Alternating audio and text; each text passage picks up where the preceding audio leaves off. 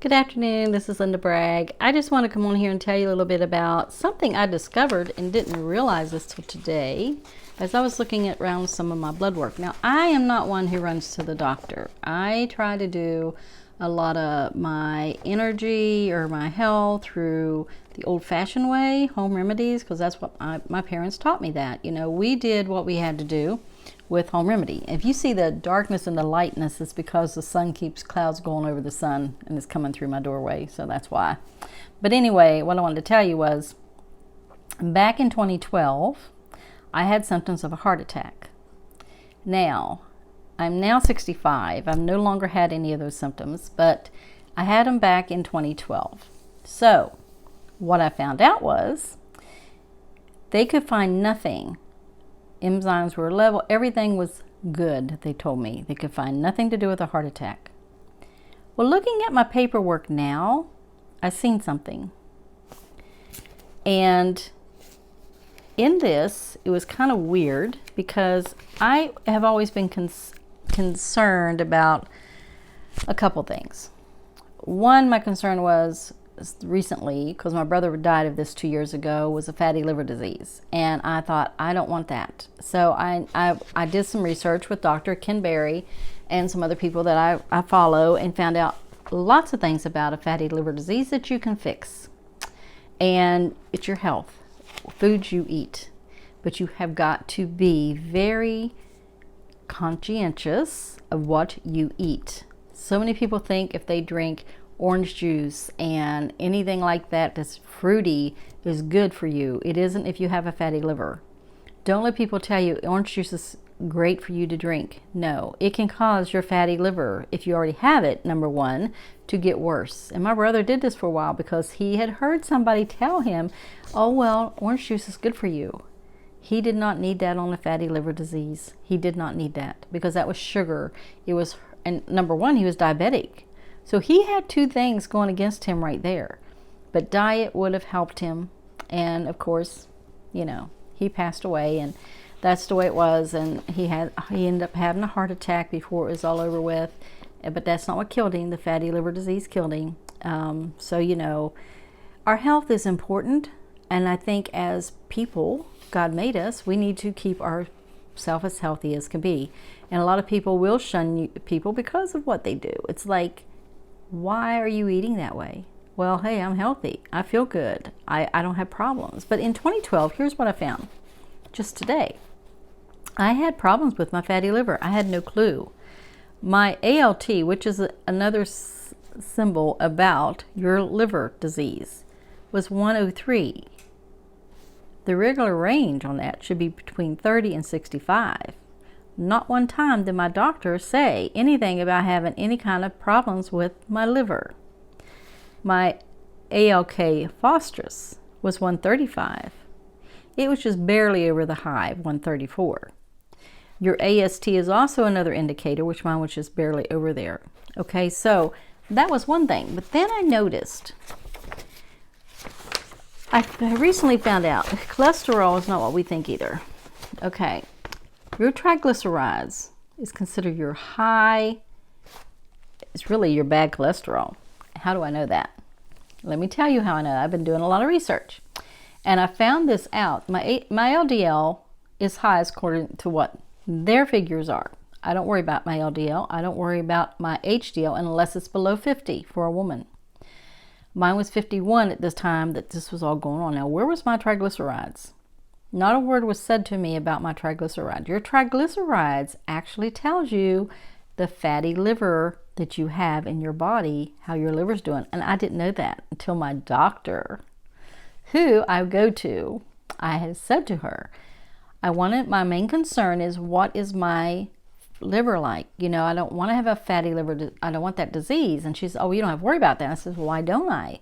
And she said, your triglycerides was 30. And I said, okay, so if my triglycerides is 30, you're telling my liver is good? She said, yeah, you don't have a bad liver because that's what functions your liver. That's what I was thinking. Okay, but back when I had this heart problem, my triglycerides was 140. When I went to my doctor and she said to me, you know your triglycerides are great, they were 30. My ALT at the time on the other lab work was around 20s. Just recently I had it done. It was in 2021, and my ALT was 27. I also had it recently. There was another time it was lower than that. It was in the teens. Here it is.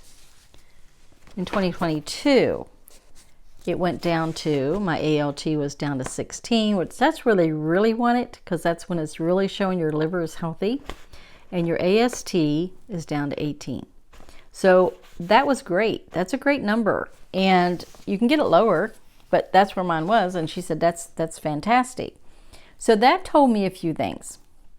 One, pay attention to those numbers. Pay attention to what your ALT, your AST is, because those are the main things with your liver also, along with your triglycerides.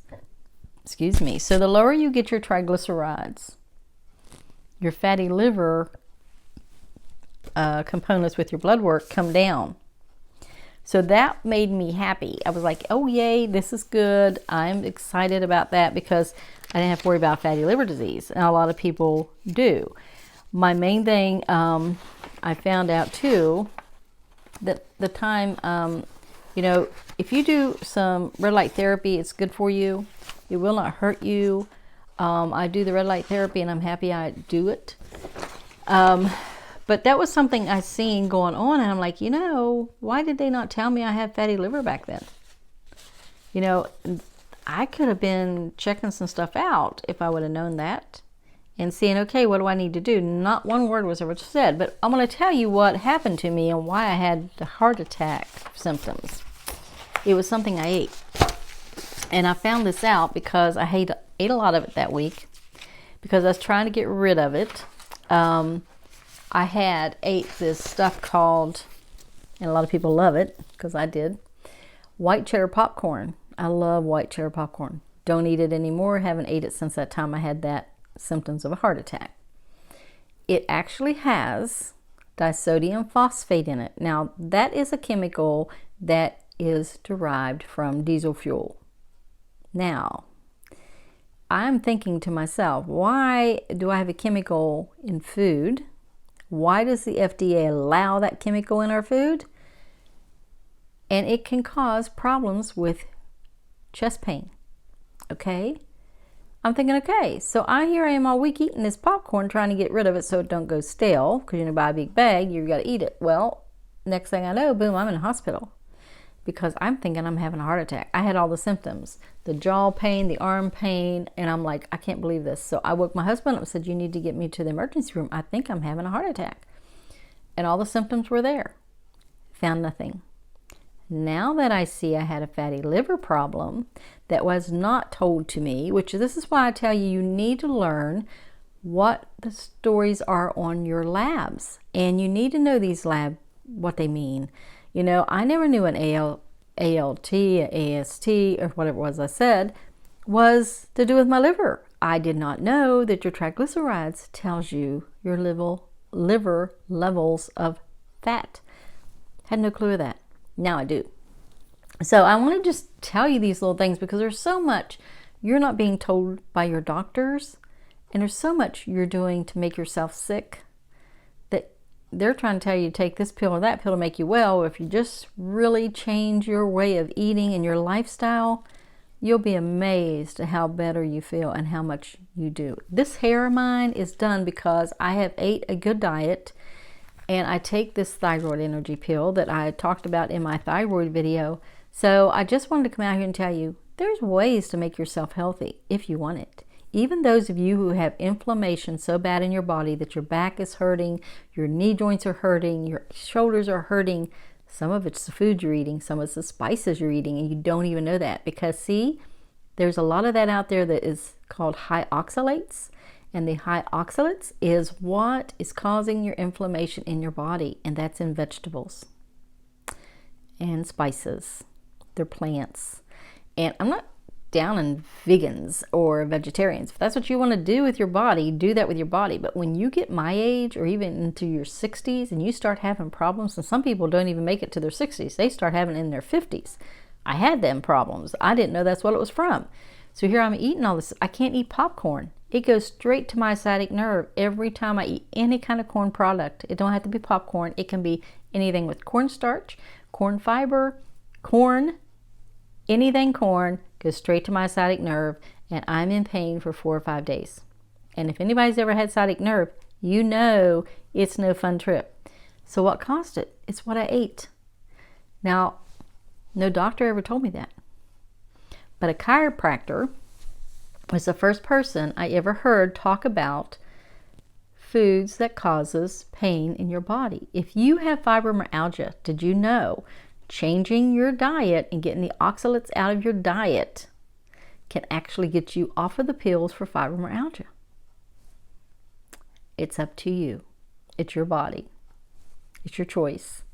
I just know I don't like being in pain. I don't like being able to, when I get up off the couch, that I can hardly move. And believe me, the last 3 months has been really trying for me because I went away from eating the way I was eating, more carnivore, meat, low carb, low oxalates, and added more sugars, real sugar, with oats. And you don't know about oats. Oats is not your friend. And if you think oats is heart healthy, it's killing you. Get off the oats. Sorry to have to tell you that. I could tell you a lot of things, and I may do some more videos to let people know things that they can get out of their body, and do some videos for you, and you can listen to them or not. That's totally up to you. But I was going to do a messenger online thing where I'm talking like this to people and they can interact with me, but I didn't have anybody that was interested. So I said, okay, I'll just do a video and see what happens. If people's interested, they'll listen to the video. If they're not, they won't. That's all I can do. But anyway, I'm going to get off here now because I got some stuff I'm doing. And you all have a blessed day. And I hope if anything I'm telling you help you out, leave a comment below and tell me. You know, I am a researcher along with a lot of people, and I do my own body experiments with my, you know, I'm not diabetic, but I do take my glucose every day. I want to see what I'm eating that's making it go up, and I can kind of tell because when I put that new thing in there, boom, it goes up. I said, okay, don't put that back. So I try very hard to watch that, and your A1C is a big indicator whether or not you're healthy, and you really need it. A lot of people say, your doctor says, oh, it's 6.0, it's 6.6, it's 7.0, you're fine, you're fine. No, you're headed already to be a diabetic. You need to get it, and it's out there. 5.5 or below is normal range for you to be not be a diabetic. My A1C was 4.8 when I was really into this way of eating and doing what I needed to do for me. And I felt fantastic. I mean, fantastic.